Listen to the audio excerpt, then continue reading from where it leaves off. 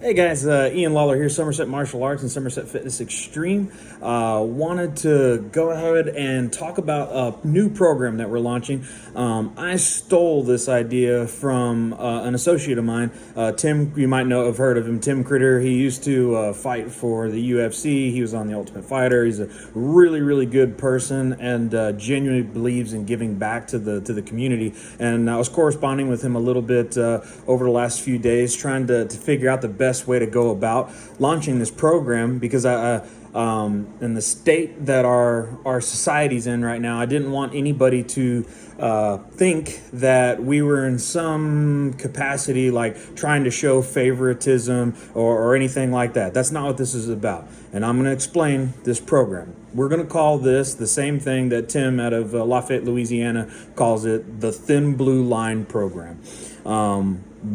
Why we're doing this. We want it clear that there are way too many people. I personally believe that there are way too many people that want to get on their various social medias or news broadcasts or whatever it may be and complain about our law enforcement officers, whether it's the lack of training that they perceive that they have or whatever it might be.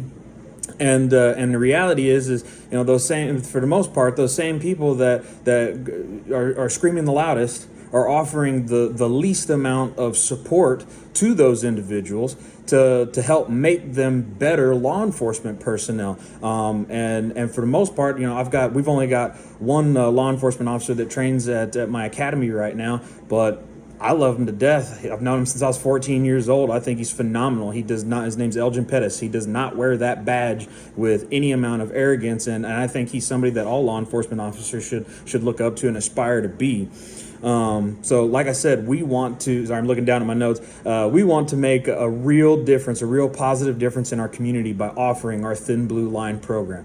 Now, what that program entails for you law enforcement officers is you get 24 free months of training, or because everybody's a little bit different, or until you receive or earn, I should say, your Brazilian Jiu-Jitsu blue belt under me. I am Pulaski County's only and first and only Brazilian Jiu-Jitsu black belt under Michael Seals by way of Carl Segracie Jr. and Mike O'Donnell. We are the only legitimate Brazilian Jiu-Jitsu school in Pulaski County. Our competition record speaks for itself. Last year alone, our MMA team went 18-4 with only, I think we took 19 competitors to the Brazilian Jiu-Jitsu tournament for Fuji at the Corvette Classic back in February, which was the last one before everything went nuts. And even with as few people as we had, we took second place and only took second place to a team of over 40 competitors. We had thinking it was something like 17 gold medals between our adults and kids. And the reality is we have the best training around, and the best possible way to help law enforcement officers is Brazilian Jiu-Jitsu.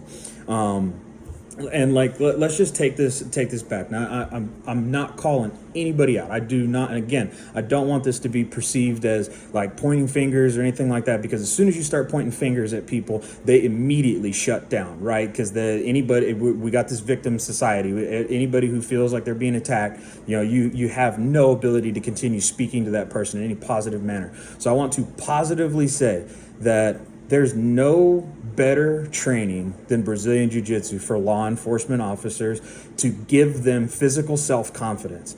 I don't care how built a law enforcement officer is, bicep day and chest day does not equal physical confidence, and they know it. I've spoke with some of my friends around here, and I legitimately had one of them while I was cutting weight one day talk to me. He's a cop, and he was like, "Oh man," he's like, "I'd love to come in and train, but I spend so much time bodybuilding." And and part of it was because I was out of my head trying to drop 25 pounds in water. But my response to him was, "Is that the excuse you're going to give your wife when a meth head beats you half to death?" That's not. I know that doesn't seem fair, but it's the truth.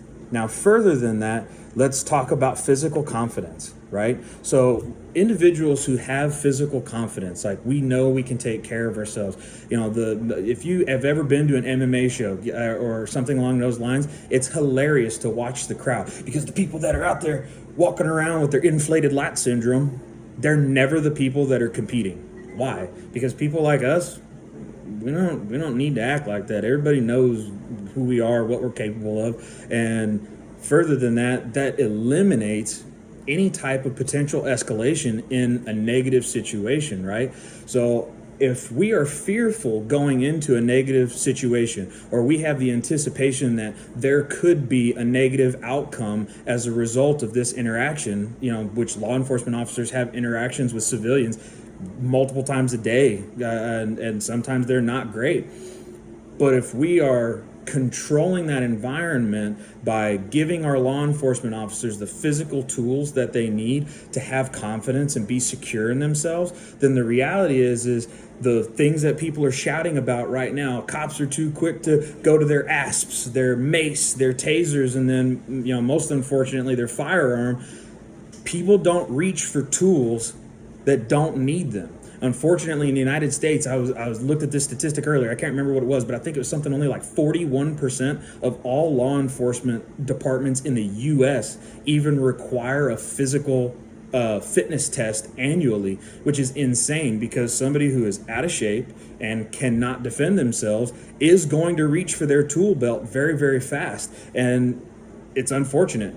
So our promise to you guys as law enforcement officers, nobody, and I mean nobody, is going to love you guys and bring you in to an awesome environment faster than we will. We want to help you guys, even if that means, like, me personally, if you're coming to my class and you're like, hey coach, I had a hard time getting this technique today, or whatever it might be, I promise I will personally stay with you guys and make sure that you understand the tactical advantage, or the way that you can use the techniques in your everyday job. Ask any of our students. I teach 3 jujitsus, every technique you can, and if you go watch our YouTube channel, you'll hear me say, this is sport jujitsu related. Here's how we can adapt this for MMA, and then here's what I would do if there's self-defense involved. Not that they're entirely different, because it's usually the same movement, but we can elaborate on how each one of those scenarios, or how we can adapt jujitsu around those scenarios,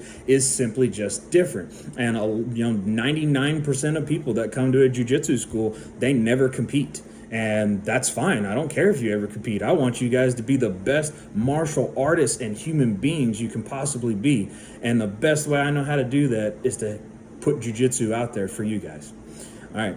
Love you guys. Back to blue.